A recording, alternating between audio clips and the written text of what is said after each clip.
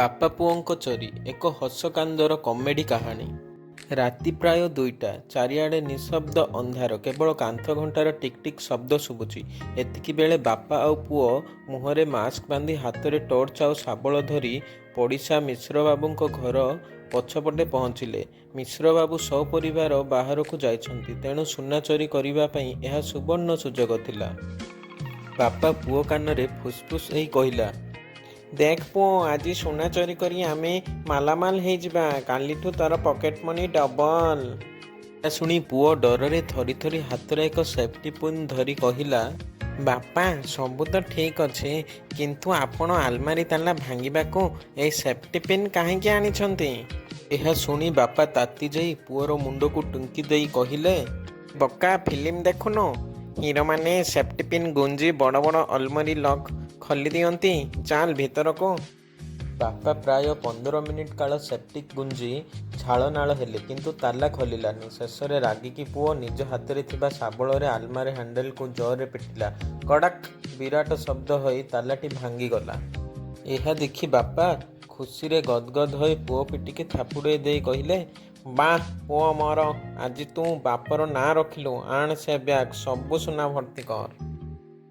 ଆଲମାରୀ ଭିତରୁ ଗୋଟେ ଚମଡ଼ା ବାକ୍ସ ବାହାରିଲା। ବାପା ତାକୁ ଖୋଲିବା ମାତ୍ରେ ଭିତରେ ଚକ୍ ଚକ୍ କରୁଥିବା ମୋଟା ମୋଟା ସୁନାହାର ଆଉ ଚୁଡ଼ି ଦେଖାଗଲା। କିନ୍ତୁ ବାପା ଯେମିତି ଗୋଟେ ହାରକୁ ନେଇ ଦାନ୍ତରେ କାମୁଡ଼ି ପରଖିଲେ, ତାଙ୍କ ମୁହଁ ଶୁଖିଗଲା। ବାପା ମୁଣ୍ଡରେ ହାତ ଦେଇ କହିଲେ, ଆରେ ଏଇଟା କ'ଣ? ଏଇଟା ତ ପ୍ଲାଷ୍ଟିକ ଆଉ କାଚ। ଏଇଟା ଅସଲି ସୁନା ନୁହେଁ, ଇମିଟେସନ ନକଲି ଗହଣା ଗୁଡ଼ାକ। ଠିକ୍ ସେତିକି ବେଳେ ହଠାତ୍ ରୁମ୍ରୁ ମେନ୍ ଲାଇଟ୍ ଜଳିଗଲା। ବାପା ଓ ପୁଅ ଚମକି ପଡ଼ି ପଛକୁ ଚାହିଁଲେ। ସାମ୍ନାରେ ମିଶ୍ରବାବୁ ନୁହେଁ, ବରଂ ନିଜ ଘରର ବୋଉ ହାତରେ ଗୋଟେ ବଡ଼ ବେଲଣା କାଠି ଧରି କ୍ରୋଧଭରା ଆଖିରେ ଠିଆ ହୋଇଛି।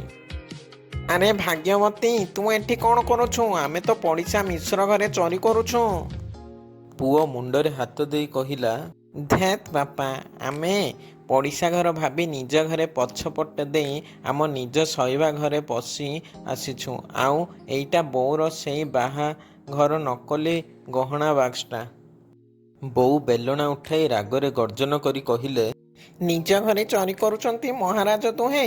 ରୁହ, ଆଜି ପିଟି ପିଟି ଦୁହିଁଙ୍କ ପିଠିରୁ ସୁନା ବାହାର କରିଦେଉଛି। ବାପା ଓ ପୁଅ ଏକ ସ୍ୱରରେ ଚିଲ୍ଲାଇ କହିଲେ, ବାପରେ ଦୌଡ଼ ଦୌଡ଼, ଦୌଡ଼ି ଚାଲ। ତାପରେ ବାପା ଓ ପୁଅ ବ୍ୟାଗ୍ ଛାଡ଼ି ଘର ସାରା ଏମିତି ଦୌଡ଼ିଲେ ଯେମିତି ଅଲିମ୍ପିକ୍ସ ଚାଲିଛି। ପଡ଼ିଶା ଘର ସୁନା ତ ମିଳିଲାନି, ଓଲଟା ନିଜ ଘର ବେଲଣା କାଠି ମାଡ଼ ମିଳିଲା।